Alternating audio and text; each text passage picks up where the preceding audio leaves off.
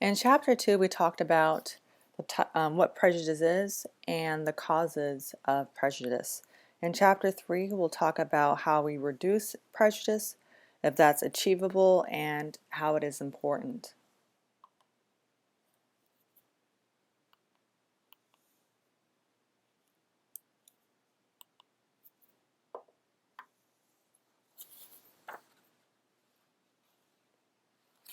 There's different ways that we can approach reducing prejudices, but we have to recognize that not every prejudice is going to be solved with one solution because there's a wide range of prejudices. Solutions vary from individual to individual. In addition, solutions must be geared to the specific situation. Not one prejudice can be solved by every type of solution, and there's not one solution to fit every type of prejudice.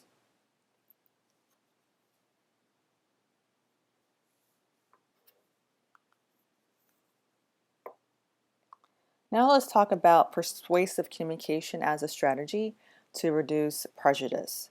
Persuasive communication can be broadly defined as communication, written, oral, audiovisual, or some other form that is specifically intended to influence attitudes, beliefs, or behavior.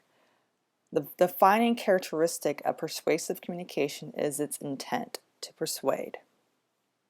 So let's talk about the message learning approach. This is the attitude that changes following a series of stages. So first, we must pay attention to the message. Second, we must comprehend or understand the message. And third, we must accept the message if persuasive communication is going to act as a solution to our prejudices.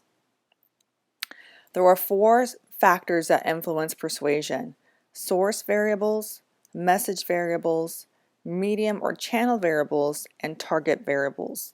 And we'll talk about those as well.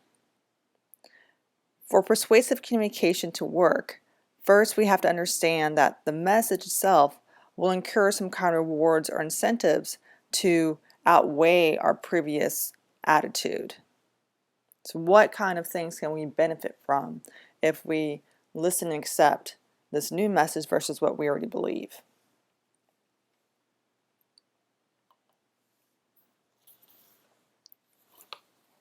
So let's talk first about source variables. The source of a communication is important in determining the message will be effective in producing attitude change. And in particular, we have to talk about credibility. Credibility has 2 main factors: expertise and trustworthiness.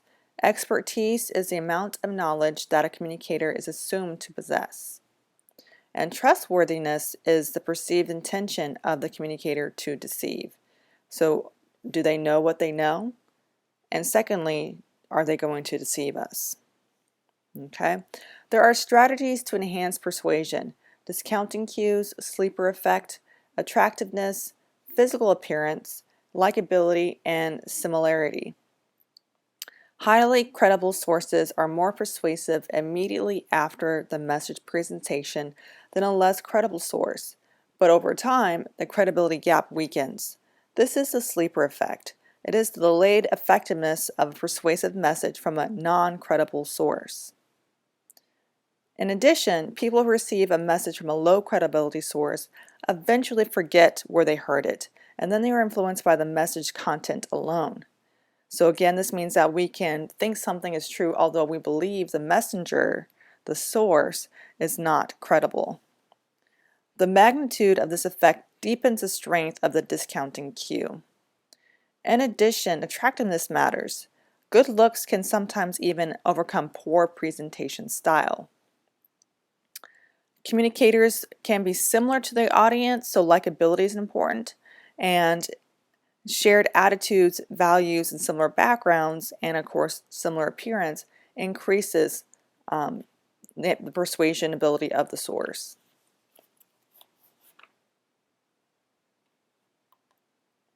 Next, persuasive communication. People tend to expose themselves to messages that are consistent with what they already believe, and this is confirmation bias. Next, people usually retain consistent messages longer. So if you keep on hearing the same message over and over and over again, you're more likely to retain the content of that message. And persuasive communication works best as a means of reinforcing open-mindedness of unprejudiced people. So take for instance, if you are a person who is set in their beliefs, you're not open-minded, persuasion's not going to affect your belief system. Only those who are willing to listen to varying opinions or ideas will persuasive communication work. So you have to be open-minded for this to be a solution. In addition, people usually dislike having their beliefs seriously challenged. So they avoid communication that does so, and they tend to resolve inconsistencies by ignoring or rationalizing away communications that are inconsistent with their attitudes and beliefs than by changing their thinking. Again, this is about confirmation bias. Effectiveness of persuasive communication seems very limited in the case of highly prejudiced people, especially if the prejudiced person or the prejudice itself is meeting some personality needs, such as the authoritarian personality. Such people are least likely to be exposed to the message, and if they are exposed, they are least likely to understand. Next, let's talk about the effectiveness of education and changing people's attitudes or making them less prejudiced. Okay, so first we have intergroup education. It is described as any effort by whatever means to bring about factual learning about intergroup relations. So learning about each other and how we relate to each other. This type of education or strategy breaks down stereotypes and irrational prejudices. It does not attempt to change people's minds, but simply to impart information. So this is different than persuasion. Before it was about changing people's minds. Now it's just imparting information. In addition, education is effective when the stress associated with admitting previous error is minimized. So if you're not called out on, if you're not told you're wrong or stupid, or feeling some kind of attack on your personality or sense of self, education can work. The effectiveness of education really depends on the instructor's attitudes and the diversity of the staff. And so again, if you have a facilitator who's open to hearing perspectives and guiding conversations, it will work. But also what matters is if you see the staff being diverse. So it has to come top down. If you see that the staff is all homogenous, everyone looks the same, you can't really think that their mission is to be diverse because it's not being practiced. Some problems with education is that we have an issue of self-selection.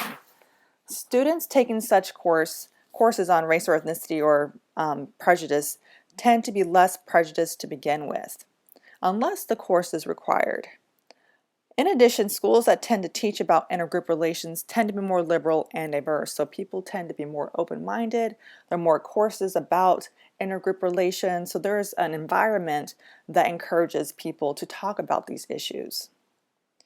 Next, beliefs about actual attitude change do not always reflect actual change.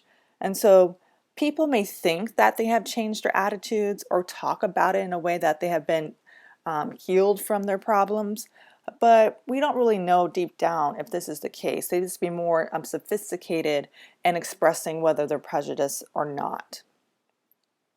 What we see is that intergroup education must try to foster both the most positive self-image, so make the individual feel good, and positive group identity among students of color, and more positive relations between these students and white students. So again, making the individuals feel good about themselves and making groups or people belonging to certain groups feel good to foster these good relations. Okay? For cases in which prejudice is strongest, our personality needs, authoritarian personalities, and mostly deep entrenched, the education approach is least effective. So if you have that strong sense that prejudice is ingrained in you, or you have a deep sense of and hardened prejudice, education is more than likely not going to work. If it's a required course, you'll simply learn the content, take the test, and then throw it away. That information won't matter to you. Next, we have intergroup contact. So this idea of contact hypothesis says that if you have more interactions that are more intimate, purposeful, and there's not competition, more likely to grow to understand and appreciate someone who comes from a different group than you. Okay? Research states that this is more effective than persuasion and education as strategies to reduce prejudice. Intergroup contact shows prejudiced people that their stereotypes and fears are unwarranted, that they don't have to think this way, that there are people who break from whatever stereotype that they were holding. With this contact, individuals discover that people in outgroups do not fit their preconceptions. So again, they're learning that there's great diversity in groups, and what they thought before could potentially be wrong. Some conditions must be met in order for intergroup contact to be effective. One, equal status. Each person in the group must share similar positions of power. You can't have someone who is in a superior position, be it like a boss, and you are, their subordinate at work. That won't work. You have to be equal in your position. So people playing a sport, if you're in equal position, let's say you're all JV players, you all share a similar position of power. Next, the condition that must be met is that the interaction must be non-competitive and non-threatening. And so you're not losing anything, you don't feel like you're going to be attacked, you're going to be working together to solve a particular issue. In addition, the interaction is not superficial, so it's not just, a 10-minute talk or you see the person once. You are continuously working and communicating with this person for a long period of time. And then we see here a creation of interdependence, and this necessitates cooperation. So meeting together, working together to achieve a goal. And interdependence is important because it shows that we all have strengths and weaknesses, and we need each other to meet certain needs. And so if we want to accomplish this goal, whatever goal it may be, this person comes in certain strengths and I come in with certain strengths, and together we can accomplish our task together. Okay? We also see that intergroup contact may be most effective during childhood. So if you grow up with people in different groups from early on, you're less likely to have strong prejudices towards people of outgroups. So starting early is really important. However, because much intergroup contact in society is marked by racial inequality and is also on an unequal basis, often the effectiveness of intergroup contact as a way of reducing prejudices is limited. We don't always have equal positions of power. We don't always have the ability to be in integrated settings. Okay, so there are some limitations here. Some additional problems with intergroup contact include increased acceptance of outgroups in specific settings. And so, okay, I can hang out with you or work with you on, the basketball court or at work, but do I really want you to be my neighbor? Do I really want you dating my daughter? And the Borgordis scale really talks about and shows us a scale of how much contact a person is willing to accept from an outgroup member. So again, when it's less intimate, that kind of contact is okay, but when it gets more personal, then there's more restrictions to how effective intergroup contact can be. Okay? When we do have this interaction with someone from the outgroup and we're getting to know them, it may not be that we have our entire idea of that group changed. Instead, we define members of the outgroup as exceptions to the rule, thus rationalizing our prejudices. So in my case, growing up in Kansas and then going to a major university in Kansas, a public institution, and it was a predominantly white institution, and my roommates happened to be my bandmates. I was in the marching band, and they happened to be white, and I would hear this constantly: oh, you're not really black, or you don't act really black, or I don't see you that way. I became the exception to whatever idea they have of blackness to my roommates. Okay, so I was the exception to the rule. Another problem with intergroup contact is that most intergroup contact in society is not conditioned by equality. We don't share equal statuses. We don't share equal amounts of power. And so that is very unlikely to be something that we can always assure to happen when we have intergroup contact. And lastly, intergroup contact is more likely to be effective, and maybe only effective, if our goal is achieved. So if we fail at the task, we may start blaming each other. Oh, this person didn't do their job, or they're not as good, or they're not as smart. So we have to actually achieve the goal. So another technique that we could use is a simulation or experiential activity. And these are exercises set up so that people experience discrimination. And so with this, we're really focusing on affective change, or the feelings or heart changed. And so with this type of exercise, people get to feel what it's like to be discriminated.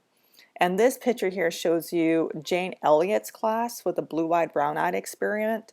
And she conducted an experiment where kids can learn what prejudice is like because they experience being discriminated against. And so with experiential activities, individuals can see a direct way the irrationality of prejudice and discrimination, that it just doesn't make sense to target a person for something they cannot control. Okay? It is effective in getting people to take change-oriented action. So once you know what it feels like to be discriminated against, to have prejudice attached to you, more likely you are to be a change agent wanting to stop this, to make sure that other groups don't feel or experience similar things. Some problems with experiential exercises is that there's little involvement unless exercises are mandatory. So you have to make this a requirement. People are not going to walk into a room to be targeted against, on their own volition. They're not going to volunteer for this, so you have to make it mandatory. Okay. Also, for this to be effective, the facilitation and the briefing matter a great deal. So someone has to walk with you through this experience, and you have to be told why you're doing it and what kind of changes you should feel after the experience is over. Another issue that we see is that there's no longitudinal research to measure if workshops actually change people's attitudes. So do people carry this with them after their one-time experience, or do they just like box it up for that one particular moment and move on and continue with the same attitudes and behaviors? Okay, so experiential techniques may be more effective for effective prejudice and for reducing unconscious prejudices, or things people don't really recognize. And this is measured by the implicit association test. And so Harvard has produced the implicit bias test. And you can tell if you have more prejudices towards particular racialized group if you take that test. Again, implicit, things you're not really conscious of. Okay? Education aimed only at imparting knowledge about intergroup relations may be more effective for cognitive prejudices and more direct, explicit measures of prejudices. So education is good for cognitive. Experiential techniques may be more effective in getting people to take change-oriented actions to address problems of intergroup inequality and conflict. So really think about what your goal is if you want to change attitudes and behaviors. Is it to change someone's mind, someone's behavior, or someone's feelings or attitudes? Another technique that we can use is therapy. And so this is aimed at resolving the personality problems that are causing the conflict. So a really individual focused solution. Okay? And therapy is used to convince the person that prejudice is not a rational way of dealing with problems and the insecurities. And so we're looking at a cognitive change here. Okay? And often group therapy is used to change someone's attitudes regarding intergroup prejudices. And so there's a video posted on D2L about the color of fear. And it's really super intense, but that is to show you a demonstration of group therapy to reduce prejudices. Some problems with prejudice is that highly prejudiced people tend to avoid any kind of therapy because they do not believe they are prejudiced to begin with. And so unless this is some kind of like requirement, or they're convinced in some other way that they need to go to therapy to reduce their prejudices, they won't. Also, people with very strong prejudices, those with authoritarian personality, tend to not be able to be very introspective. It's not a characteristics that they hold. Okay. And next, how important is prejudices? Okay, so why do we focus on people's beliefs? Sometimes attitudes and behaviors do not match, and how people express their prejudices really depends on specific situations and group norms. Okay, perceived self-interest is a strong influence that can lead to behavior contrary to an attitude. So what kinds of rewards or benefits can someone have for acting differently than the attitude that they carry? Okay, so they have to receive some kind of rewards. Group norms also influence behavior and the degree of attitude behavior consistency, especially if the group is highly important to the individual. And so that idea of socialization really matters. So if you're with a peer group that is very prejudiced and you're not, but you want to feel popular or included, you may just follow suit with the group norm so people will like you or accept you more in that group. And conversely, for the instance, the movie The Help, I don't recommend watching this movie because there's a lot of problems, but we see here Skeeter, the protagonist in the movie. She's going against cultural norms, group norms, and everything. She's interacting with the Black Help and listening to them, getting their stories to write a book. And so she's going against group norms, against what is expected of her during that time. Okay, so let's talk about how behaviors and attitudes don't always converge. And here we have Merton's typology of prejudice and discrimination. Okay, so going along the rows, we have does not discriminate and discriminate. Okay, and discrimination is really about behavior. If you go down the column, we have unprejudiced and prejudice. This is about attitudes or beliefs. Okay, so let's start with unprejudiced, non-discriminator, or all-weather liberals. Okay, and I don't really understand the word liberal or conservative. They're just big lump umbrella terms, but let's work with it. Okay, so fair weather liberals, they say that social policies that create pressure to not discriminate or that reduce the pressure to discriminate may be very effective in reducing or eliminating discriminatory behavior. And so they're all about reinforcing anti-prejudice and anti-discrimination and policies. So they want to back it up. Okay. Next across here we have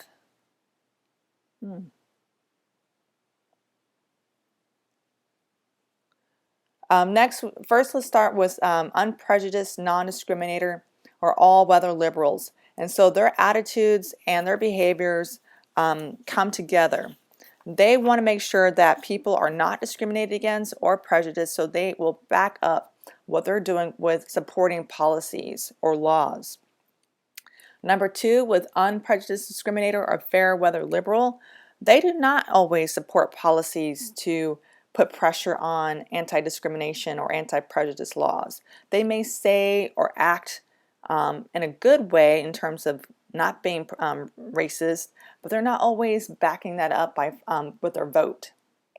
Next, with the prejudiced or non-discriminator or timid bigot, they have been socialized to not act out their prejudices anymore, at least not publicly. They may think things that are stereotypical about certain groups, but they will not act out because they know what is considered a social norm. And they know the consequences of acting discriminatorily. Number four, prejudice discriminator or all-weather bigot. This person is what they are. They are prejudiced and they discriminate. So they wave their flags, they shout what they need to shout, and they act according to their very stereotypical and derogatory thinking. So can behavior determine attitudes? Well, not always. Okay, so let's talk about the cognitive dissonance theory. What we try to do is when we have an attitude that may be challenged and a behavior that usually follows that attitude, we have this sick feeling in our gut, like, oh, this doesn't feel right. And that's cognitive dissonance. We are trying to make our attitudes consistent with our behavior. And so what we may do is develop attitudes that support or justify a pre-existing behavior. So again, in case of the South, pre-civil rights and maybe even some time afterwards, people were outright with their attitudes, outright with their their behaviors. And so some may not have been born that way with those attitudes according to social learning theory. And so they've learned over time to change their attitudes to fit the environment, to fit people's expectations and follow suit with their behavior. So when we don't have the attitude and behavior match, we experience cognitive dissonance. Our attitude has to change to fit our behavior. Okay, so our thinking, cognitive prejudice, and stereotyping. Are we less willing to stereotype today? Are we more progressive as compared to previous generations? Maybe not so much. It's just less accepted today to express them as openly. Okay, we might mask our stereotype thinking. We're not going to be outlandish and say it out loud. At least most of us won't. And however, when we look at certain scales and do research on this, when asked individuals to sort or rank people in terms of their stereotypes, what we see are that people are less likely to be politically correct and be more likely to answer honestly. Okay, so you got to ask people in very subtle ways to get their true feelings about outgroups. And what's also important is that when you do interviews, you have people with very similar characteristics interviewing the people that they want answers for. So for instance, if I want to understand what neo-Nazi groups are like, I as a black woman cannot go out there and ask a neo-Nazi, oh, are you prejudiced and how so? They're more than likely not going to tell me anything that will be meaningful to me. However, if a person who is of the dominant group white and looks like, at least from the appearance of the neo-Nazi group, they're more likely to get truthful answers than me. And so again, people are less willing to openly express their stereotypes, but we're still very much stereotyping people today. So next, social distance. How much interaction or closeness will we accept from people from outgroups? Okay, social distance is a preference to avoid certain kinds of contact with minority groups. The closer the supposed contact, the greater the tendency to maintain social distance or avoid contact. So again, it's okay for you to be my work colleague. It's okay for us to be on the same team. It's, I'm feeling kind of uncomfortable. You want to move next to me? Oh, you want your kid to go to the same school with me?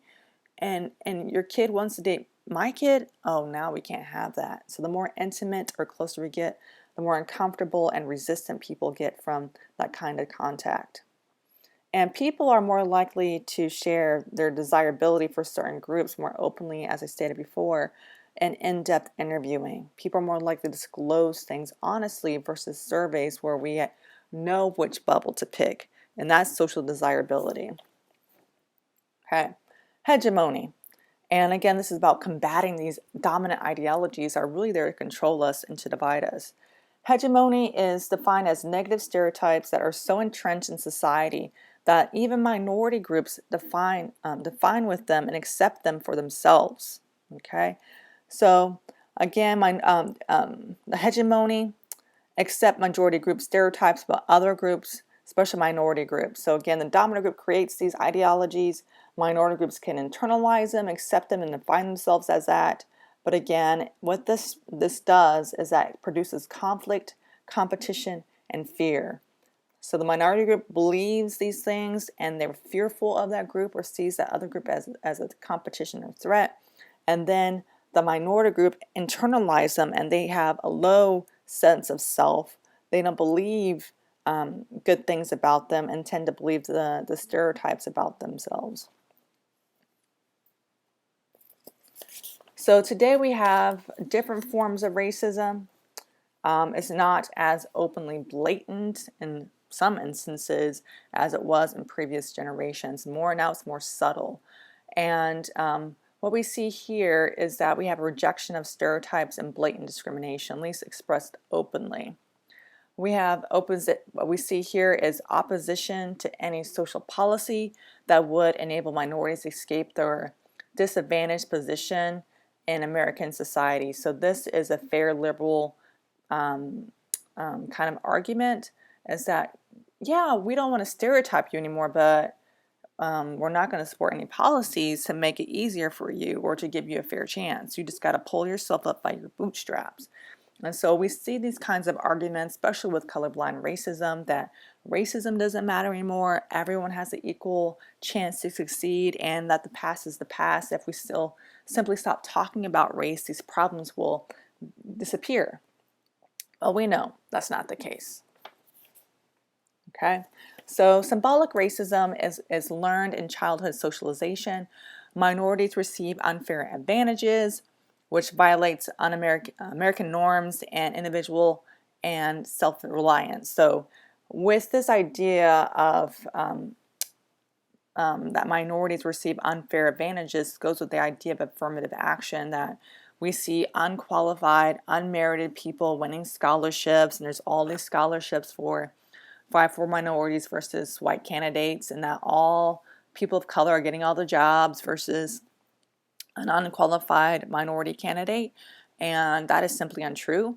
96% of all scholarships are still open and more likely to be accessible to white individuals, and more likely jobs are still are not based upon merit alone, but also your likelihood to be like or similar to your employer. So the affirmative action case, again, is saying we shouldn't help them out because it's unfair to the dominant group.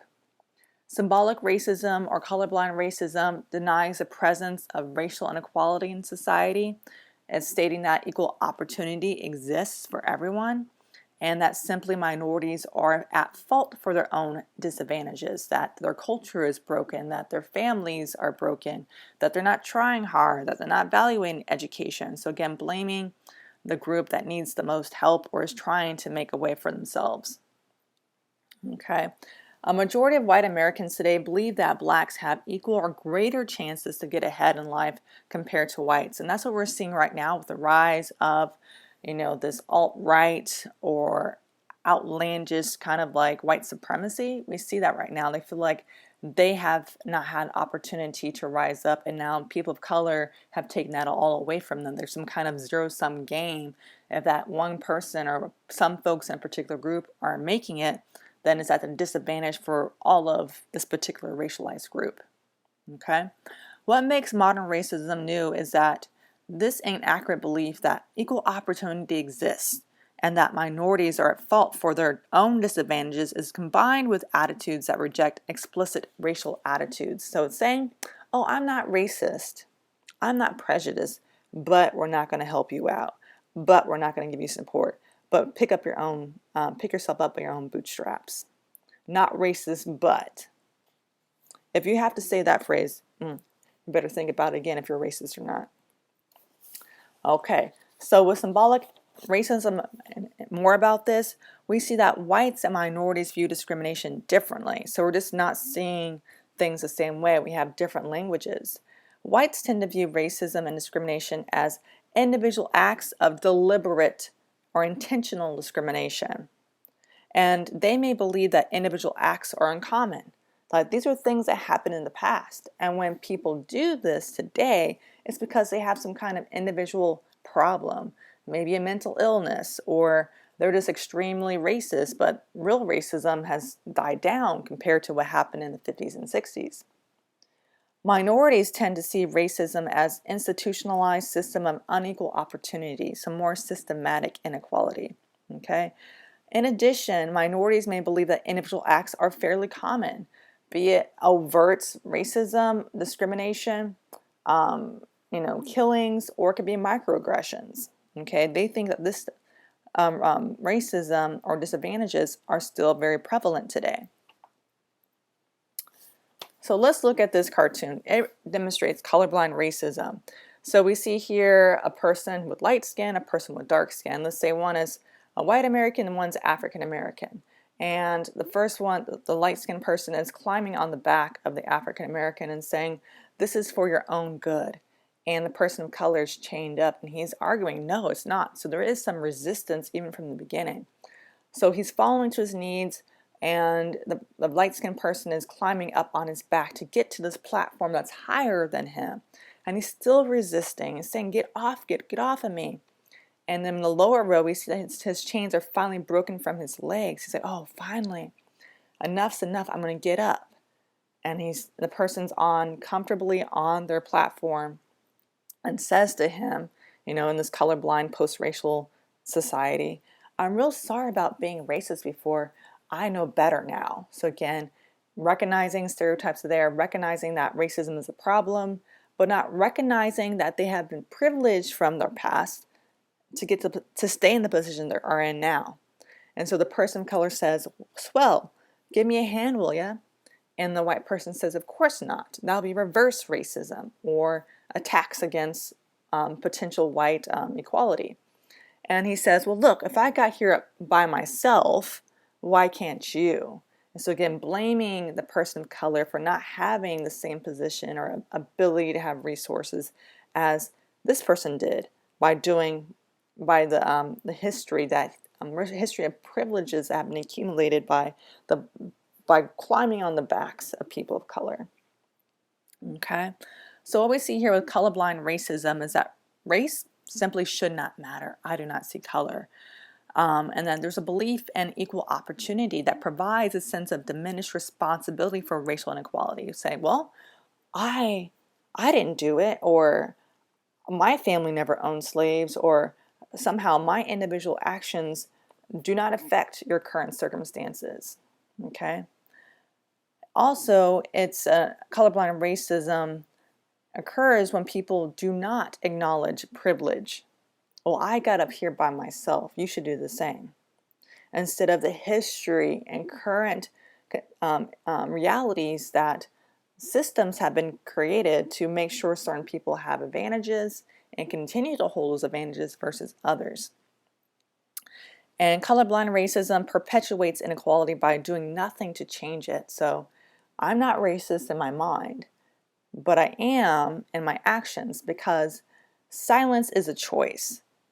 That perpetuates inequality. So if you understand and acknowledge that there's differences in opportunity, that equality is not here, and you do nothing, that is a choice that perpetuates systemic inequalities. You do have responsibility to make a change. Okay? So again, we can see here with symbolic racism that the dominant group can think of themselves as accepting unprejudiced people without having to acknowledge that they live and benefit from a society where race makes a huge difference in opportunity. Okay? They do not have to face great inequality in society. Okay? Just simply not acknowledging it. If the system is fair and everyone has equal opportunities, then such programs will amount to an unfair advantage for minority groups. The problem, however, is that the system is not fair. It never was fair. It wasn't created to be fair. Numerous discriminatory processes has made it harder for some groups to get ahead in American society. The widespread myth that society is colorblind leads to the incorrect conclusion that behaving in a colorblind way promotes equal opportunity. Okay? Ignoring the reality of racial inequality perpetuates that inequality by doing nothing to change it.